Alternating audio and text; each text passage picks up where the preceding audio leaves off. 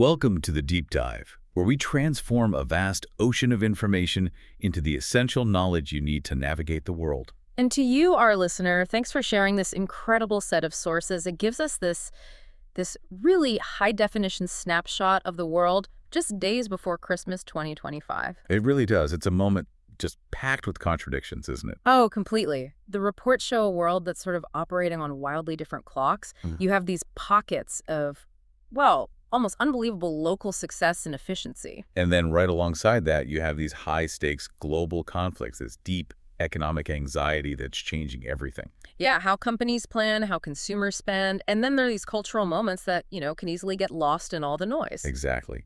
So our mission today is to really dig into these threads. We're going from a highway overpass in Germany all the way to a shadow war in Moscow and the real nitty-gritty of global oil politics. And we want to pull out the insights that reveal the logic underneath it all. Connect the dots between, say, a domestic policy win and an international chess move. And if there's one theme that really ties all of your sources together, it's this stark contrast we're calling the tale of two speeds. That's it. On one hand, you have this impressive, almost unheard of speed in major infrastructure renewal in Europe. But that's running directly against the slow, grinding, and frankly, brutally messy pace of geopolitical crises and trade wars pretty much everywhere else.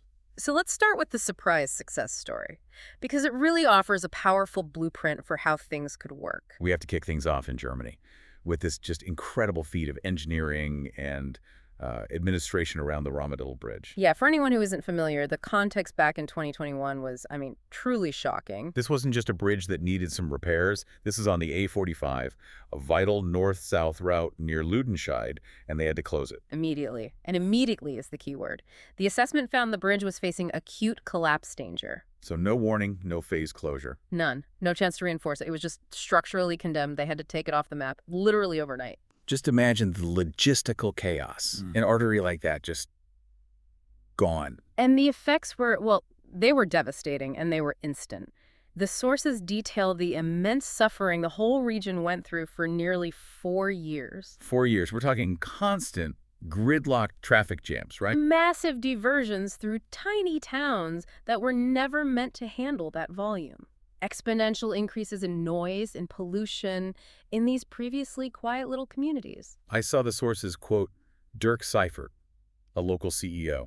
He painted a really vivid picture of the strain on businesses. And he wasn't just talking about inconvenience. This was an existential threat. Because customers just couldn't get to the town. Right, so you're losing sales.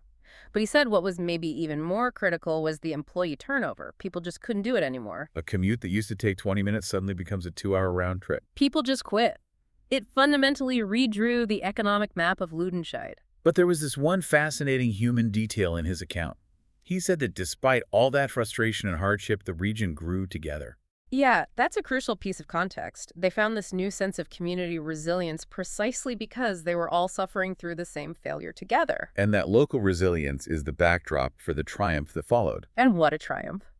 The big news, right before Christmas 2025, is that the first section of the new Ramadan Bridge is open, just 4 years after that total catastrophic closure. It's being celebrated everywhere as a record-breaking rapid reconstruction.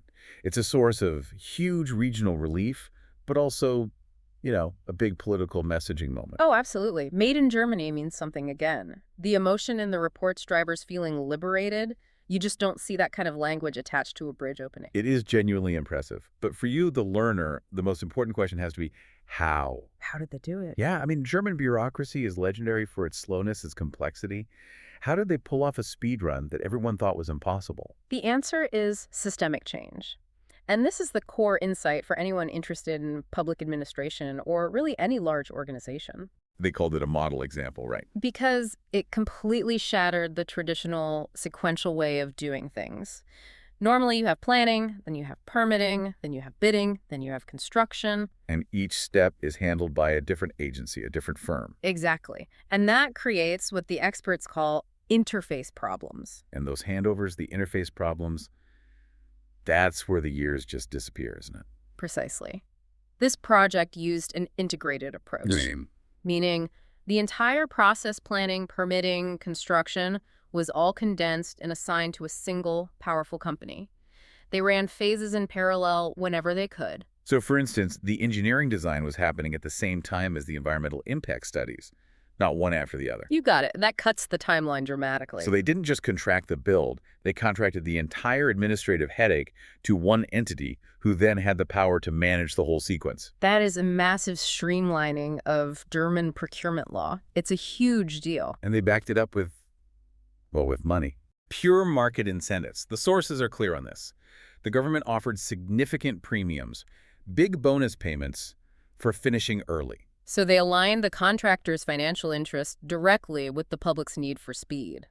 They weren't just racing the clock, they were racing for a bonus. It's fascinating because the ADAC, the German Automobile Club, pointed out that while this is being hailed as a huge German innovation, It's not really new. not at all. This kind of integrated incentive-based approach is already standard procedure in places like the US, Canada, parts of Asia. So the real takeaway isn't genius invention, it's brilliant administrative adoption. Germany finally learned from global best practices to fix its own internal drag. That's the most valuable lesson here. It proves that these administrative hurdles, which are often the slowest part of any economy, they're not set in stone. They can be overcome with political will and, a bit of structural innovation. Which brings us to the bigger and kind of darker context. The Ramadetal Bridge is this massive success, a huge symbolic win. But the sources are very quick to point out that the structural disease affecting Germany's infrastructure is far from cured. Far from it. I mean, this is just the first patient cured in what's going to be a generational project. Germany has to modernize over 5,000 deficient bridges. So if the Ramadetal model isn't applied systematically to all of them, this just becomes a one-off anecdote. That's the challenge. The problem isn't just about money, it's about replicating this administrative speed and efficiency on a nationwide scale. The stakes are huge, but at least now they have a blueprint. They've shown it can be done. That structural change is hard won.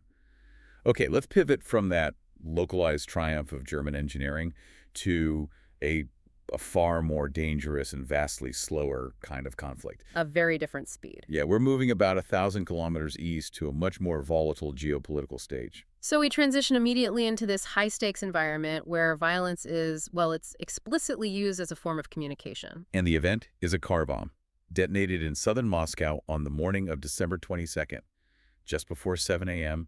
in a busy area. This was clearly not a random act. The target was Lieutenant General Serodorf. He was caught in the blast, rushed to the hospital, but he died shortly after. And the source material really underscores his specific high-level importance. He was the head of the Army's training department in the Russian General Staff. But it's his history that makes him so strategically valuable. His history is critical context. Absolutely. He was known for having organized very complex special operations in Syria. So this isn't just a general with a desk job. This is someone with deep operational knowledge, command experience in high-risk zones, extensive contacts in military intelligence. Hitting him isn't just removing a general. You're hitting institutional memory. Yeah. You're hitting a critical operational link. It's a major targeted blow to the cohesion of the general staff. And what's truly chilling, what makes this a pattern and not just a one-off, are the echoes of the past year. This is becoming a horrifying trend in Moscow. It's a profound demonstration of persistent, deep-seated internal security failures. We saw it almost exactly a year ago, another lieutenant general killed in Moscow. That was the one with the explosive on an electric scooter. That was the one. And then another general killed by a car bomb just this past April. 3 high-ranking targeted assassinations in the capital in 12 months. The audacity is just remarkable. It tells you that whoever is doing this feels confident, not just that they can get the explosives and plant. Not that they can get out successfully from one of the most heavily surveilled cities on the planet. That's precisely right. The fact that high-value military assets are getting hit in the capital just fundamentally undermines the Kremlin's whole narrative of control and security. It sends a signal. To the wider Russian public, sure, but maybe more importantly to the internal military elite, that no one is truly safe. One local observer in your source said something chillingly resigned, that these things are becoming unavoidable because, quote, a war is running. The investigation, not surprisingly, immediately focused on the usual suspect. Moscow state prosecutors are looking specifically at the Ukrainian Secret Service, the SBU, as the organizer. And this attribution isn't just a guess.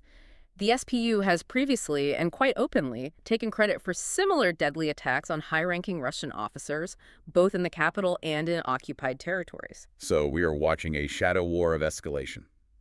Assassination as a strategic military tool. The SPU is an extremely capable, focused organization. Hitting a target like Seradorf in this way demonstrates not just competence, but supreme organizational reach. And this is where that tale of two speeds really intersects. Yeah. This assassination happened at the same time that peace negotiations were taking place thousands of kilometers away in Miami. Right, you've got U.S., Russian, and Ukrainian delegations all involved in these high-stakes talks. The reports describe those talks as productive and constructive. But if Ukraine immediately strikes a high-value general while their diplomats are at the table, what does that say about their diplomacy? Are they really seeking a quick peace, or is this all just strategic theater? It suggests that classic tactic, right? Yeah. Negotiating from a position of perceived strength, or maybe more accurately, perceived capability. Exactly. The fighting is still going on 1,000 kilometers away, and this action in Moscow is part of that overall military communication. Observers seem to view this as two different kinds of strength demonstration. They do. Russia has been ramping up attacks on the front lines to show their military pressure is relentless, trying to force concessions in Miami. And Ukraine counters, not by winning a big battle on the ground, but by showing supreme strategic reach, by hitting a high-ranking general deep inside the capital. That signal is very pointed, and the sources suggest it's aimed specifically at the U.S. delegation, and particularly referencing President Trump. What's the message they're trying to send to Washington? It's a multifaceted message, Yeah. and it's highly pragmatic. By showing the SBU can operate deep inside Russia and hit a target like this, Ukraine is signaling, we are not weak, we are not about to collapse, we can project power and inflict huge costs on their command structure. It changes the leverage dynamics in Miami. Completely. If the U.S. delegation, led by a president who is inclined towards quick deal-making, thinks Ukraine is on the ropes, they might push for bigger concessions.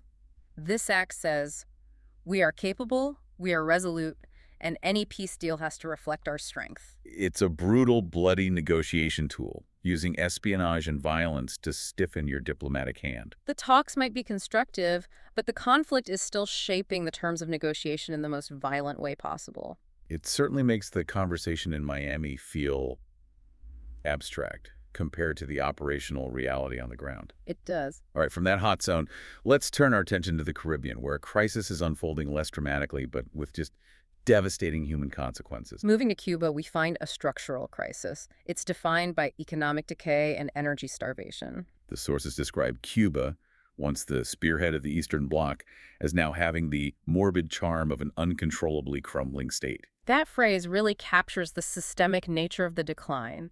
The lack of reliable support from Russia and the unreliability of Venezuela has just left the island completely exposed. And the symptoms are way beyond simple inconvenience. This is a humanitarian emergency. The reports detail the severity of the energy crisis, especially outside Havana. We're talking about frequent, dramatic blackouts, as long as 22 hours a day in some farming communities. 22 hours, how do you even function? Imagine trying to run a life, a farm, a school, a hospital, with 2 hours of electricity a day. It paralyzes everything. And beyond power, there are critical fuel shortages. So garbage collection fails, which creates public health hazards. Farming machinery sits idle in the fields, which directly impacts food security. The entire basic infrastructure is just seizing up. Even the cultural fabric is tearing apart. The Havana Film Festival, which is a major international event, is struggling just to operate. Screenings are constantly interrupted by power cuts. They can only run at all because of these noisy, unreliable generators, which kind of defeats the purpose of sound design in a movie. The filmmaker Nancy Delgado gives a perfect illustration of this decay. She likens producing a film there to the Odyssey of the Trojans. It's a great analogy. She says if a simple cable breaks, replacing it becomes this epic journey.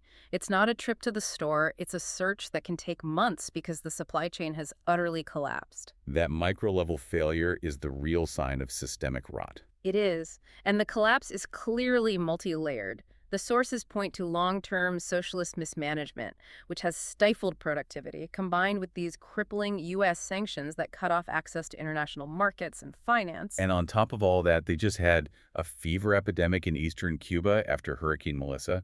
It's like the country is being hit by a political, economic, and environmental triple whammy. But the external pressure, the U.S. strategy, is the immediate factor driving this current energy crisis. Specifically, the Trump administration escalating its policy by actively seizing Venezuelan oil tankers headed for Cuba. This isn't just a political statement. It's an act of economic warfare designed to cut off Cuba's last, albeit unreliable, energy lifeline. What's the legal justification for that? For the U.S. to seize a foreign tanker carrying oil from one sovereign nation to another? The justification usually relies on U.S. domestic sanctions law. They'll cite the involvement of the ships or the companies financing them in violating restrictions against the Maduro regime. But pragmatically, the tactic works by terrifying the shipping industry. Exactly. When the U.S. seizes one tanker, it sends shockwaves through the insurance markets, the flagging registers, the crews. It dramatically increases the risk for anyone involved in that trade. So it becomes almost impossible to find captains or crews or insurance willing to take that risk. It creates a financial choke point that's way more effective than just seizing a few ships. And the U.S. goal here is clearly laid out in the Washington analysis. Turn off the money tap for Venezuela's leader, Maduro, and force a regime change. But Venezuela is sitting on the world's largest proven oil reserves. How can the U.S. effectively starve them of revenue? Because resources in the ground are useless if you can't get them to market. That's the key. Venezuela exports 80 to 85% of its oil to China. The rest goes mostly to Iran and Cuba. So the U.S. focuses its pressure on those more vulnerable supply lines. By disrupting the flow to Cuba, you increase the internal pressure on Maduro. He either has to divert more of his limited resources to prop up his ally, or risk losing his only real foothold in the Caribbean. It's a classic squeeze play, and the U.S. is clearly planning for the day after Maduro. They have a preferred successor. The opposition leader Machado, a Nobel Peace Prize winner. And the transition plan is highly incentivized. Very. Machado has offered to privatize Venezuela's massive oil sector. That is the ultimate prize for American commercial interests. The source material uses the Spanish word morote dilapidated to describe the state of Venezuela's oil infrastructure. It's in ruins. Decades of underinvestment and mismanagement have left the fields, the pipelines, the refineries just crumbling. So the American interest isn't just buying existing oil, it's acquiring the highly lucrative opportunity to rebuild and operate the infrastructure itself. That's it. We're talking long-term, multi-billion-dollar reconstruction contracts, guaranteed supply lines, and operational control. So the U.S. is fighting for regime change to secure future infrastructure investment, not just current supply. Exactly. It's a calculation. The cost of intervention now is worth the long-term strategic and financial returns later. But the human toll of this geopolitical struggle is agonizing. The sources mention an almost unbelievable demographic crisis. It's staggering. Cuba's population has dropped by nearly 20% in just 2 years. That is a generational exodus. That number is just. It represents a massive social fracture. The youth are leaving in droves. They want to see other cultures. They want a future that doesn't involve 22-hour power cuts. Think about what a 20% population loss does to your tax base, your medical system, your family structures. It's generational trauma. And the fear among those left is palpable. They feel like Cuba is being crushed, just ground down between the aggressive U.S. strategy and the collapsing Venezuelan state. The lights are going out, and the people are following them. That really puts the cost of these maneuvers into stark human terms. All right, let's shift our focus now to the turbulent waters of global trade, which are dominated by the actions of the U.S. administration. Donald Trump's return has meant the immediate return of tariffs as a primary policy tool, and that's leading to widespread economic turbulence. The numbers are substantial. The policy has generated over $230 billion for the U.S. Treasury. But this is where the economic analysis is so important. The sources are absolutely clear that revenue is largely offset by the costs being borne by U.S. companies or passed directly to U.S. consumers in higher prices. So it's essentially a self-imposed tax on buying things. Pretty much. The tariffs achieve the political goal of looking tough, but the financial burden lands on the American purchaser. But beyond the price tag, your sources highlight that the real poison for businesses is something more insidious than the cost itself. That is the crucial insight. Businesses are struggling most with the erratic tariff policy. The uncertainty. The uncertainty is catastrophic for long-term planning. A CFO, a supply chain expert, they can't plan when they don't know if the tariff rate is going to be 10%, 25%, or 50% in 3 months. That perpetual unpredictability is a bigger problem than the tariff itself. It just freezes investment. It does. Okay, so let's look at a case study of survival and adaptation in this chaos. Tony's, the German audio figure manufacturer. Right, they make those little toy characters that play stories for kids, a very specialized niche product. Tony's is a shining example of niche globalization. They have a 500 million revenue stream, and half of that half-tapped out comes from the U.S. market. Developed in Germany, designed in Sweden, but traditionally produced in China. And that reliance on China put them square in the path of the new tariff regime. But their survival strategy is a textbook case of strategic foresight. They moved their production base early and decisively. They pivoted entirely from China to Vietnam, and their timing was incredibly fortunate, but it also shows the value of proactive, not reactive, planning. This wasn't a rushed decision. No, it was a complex logistical move that started 15 months prior and was completed in April 2025. And that completion in April 2025 coincided precisely with Trump escalating tariffs against Beijing. Exactly. So for Tony's, the massive new duties on goods from China were, as the source says, no longer so important because their products were already flowing through Vietnam. It shows the difference between agility and just reacting. But even with that incredible strategic move, they couldn't entirely shield the U.S. consumer. They still had to raise their prices. They did. In May, they bumped the price of their figures in the U.S. from $17.99 to $19.99. That's nearly an 11% increase. Yeah. In this economic climate, you would logically expect a price hike like that to cause a drop in sales. A noticeable drop. But here's the truly fascinating part. They saw no decrease in demand. That data point is the most powerful finding in this whole segment. It tells us that for companies in these highly specialized niches products that you can't easily substitute, they gain immense pricing power. Even in a trade war. The consumer desire for that specific product, that Tony's figure, is so strong that they just absorb the tariff cost without flinching. So while mass market goods get hammered by tariffs, specialization offers a kind of economic shield. If there's no good alternative, the U.S. consumer is the one who pays the tariff, but they do it willingly. That specialization is the only thing keeping many German exporters from being completely pessimistic. If you make a unique product, you can weather the storm. If you compete on price, you're in deep trouble. And this leads us directly to the latest escalation in the global trade war. A breaking news item right before the holidays. Yeah, China is imposing steep provisional tariffs on certain EU dairy products starting tomorrow. The tariffs are substantial, between 22% and 43%. Officially, China is justifying this by claiming the EU heavily subsidizes its dairy industry. Which is a claim targeting the EU's common agricultural policy. But the geopolitical context here is undeniable. This is retaliation, pure and simple. Yes. Observers universally see this as direct payback for the EU tariffs imposed last year on Chinese electric cars. So China is hitting a politically sensitive European sector agriculture to signal their displeasure about the EV market. Exactly. And what's important is the word provisional. These tariffs are temporary, while Beijing supposedly conducts an investigation. This leaves room to negotiate, but it immediately disrupts a key European export market right at the end of the year. It's the messy reality of global trade. One sector pays the price for a fight that started in another. All right, let's transition now to our rapid-fire round. We've got a set of smaller but equally illuminating findings from your sources that really complete this snapshot of the world before the holidays. Let's start on the home front in Germany. There's a worrying development in domestic security. The BKA, the Federal Criminal Police Office, has sounded the alarm over a massive spike in suspicious drone activity. Over 1,000 recorded suspicious flights this year alone. And these aren't just hobbyists. The targets are critical infrastructure. Military facilities, major airports, commercial ports, key defense companies. This suggests a highly coordinated, serious threat. State actors are strongly suspected. The sophistication, the targets, the sheer volume, it all points to professional espionage and reconnaissance. It's a clear sign that surveillance tactics are evolving fast. And the response is swift.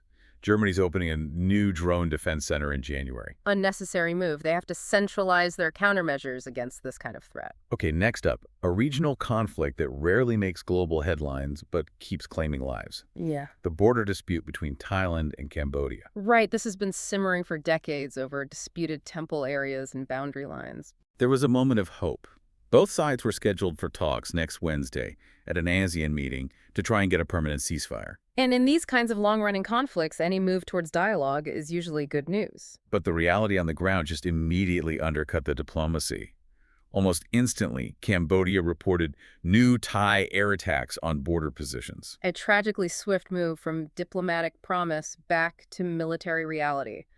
The human cost since this flayed up again in late November is already significant, at least 43 deaths. It's another example, like Moscow, of military action being used to influence or just dismiss diplomatic talks. It is. Now, for a complete change of pace, the craft of illusion, let's talk about Alexander Merck, a magician from Augsburg. He just had a monumental career win, a special prize in Las Vegas. And his achievement was performing a simple but elegant schnapps glass trick right in front of Penn and Teller. That is the ultimate test of nerves for any magician. What's so fascinating is the psychology behind it. He intentionally chose a medium difficulty trick. Because he knew the pressure of performing for his idols might mess up his execution on something more complex. He prioritized perfect execution of a solid trick over risking failure on a spectacular one. And it paid off. They couldn't figure it out. And he says his success comes from his philosophy of magic as a blend of craft, tinkering, and rigorous self-employed entrepreneurship. The hustle. The more you book, the more you practice, the more you travel, the more success you generate. And now his Vegas win is leading to international inquiries, even from China. On a more somber note, as we get close to the holidays, we have to pay tribute to a voice that defined the holiday journey for millions. Chris Rea has died at 74. His legacy is just so enduring, mainly because of one song, Driving Home for Christmas. He wrote it back in 1978. It's become the perennial anthem for holiday travel. It just perfectly captures that feeling of anticipation and road weariness and just wanting to get home. What stands out when you read about his life is his grounded philosophy. He released 25 albums, he was hugely successful, but he made a conscious choice to prioritize family over the life of a rock star. He achieved massive success while keeping a determinedly normal, centered life. And his music reflects that simple, deep, human connection. A fitting tribute. All right, finally, let's end our deep dive with the one thing everyone in Germany is tracking right now: the Christmas weather forecast. The outlook has stabilized. It's looking like a traditional cold holiday picture. Cold air is moving in, driven by a high-pressure system over southern Scandinavia. So for Christmas Eve, there's a small chance for a little bit of snow. A light dusting. We're talking 1 to 3 centimeters, mainly in the South Bavaria, Baden-Württemberg, and maybe a little in the eastern uplands. It'll feel very cold as that front moves through. But the real story is Christmas Day itself. The air will dry out right after the front passes, and the forecast is calling for increasingly sunny, beautifully crisp weather, clear, bright skies. But get ready for a serious chill. Oh yeah. The nights leading up to Christmas Day will be properly cold, temperatures dropping to between -4 and -9 Celsius. If you're planning that Christmas walk, bundle up. #tag outro. What an incredible synthesis of world events. We've gone from the microscopic logistics of a single bridge to the macroscopic pressures of a global trade war. We saw today how powerful integrated planning can overcome decades of bureaucratic paralysis, providing this critical model example that could, in theory, be replicated. We analyzed that brutal dance between diplomacy and espionage, seeing how targeted assassinations in Moscow are being used as a potent form of political messaging to influence peace negotiations happening thousands of kilometers away. We looked at the devastating human cost of oil geopolitics, where the U.S. strategy targeting Venezuela is aiming for both regime change now and lucrative reconstruction contracts down the road. And crucially, we saw how agile, specialized companies like Tony's can navigate intense trade turbulence, not by lobbying, but by proactive, massive supply chain adaptation. Gaining knowledge this quickly across such diverse fields, from road engineering to Secret Service capabilities, allows you, the learner, to see patterns others miss. You can now connect the price hike on a toy to the mechanics of a global trade dispute. And that insight brings us to our final, provocative thought for you to carry into the holidays. Yeah, and it comes directly out of that Tony's case study, this German toy company selling a niche product. despite moving production, dealing with all this uncertainty, and raising their U.S. prices by over $2. They reported no decrease in demand. So if consumer desire for a specific product, for a story, for novelty, for joy, can successfully override the financial mathematics of a trade war. What does that tell us about what we fundamentally need? What other deeply rooted human desires for connection, for ease, for entertainment will always find a way to circumvent political barriers and economic hurdles? The desire for the thing you want, sometimes, is just stronger than the forces trying to stop you from getting it. Keep diving deep, and we'll talk to you next time. Take care.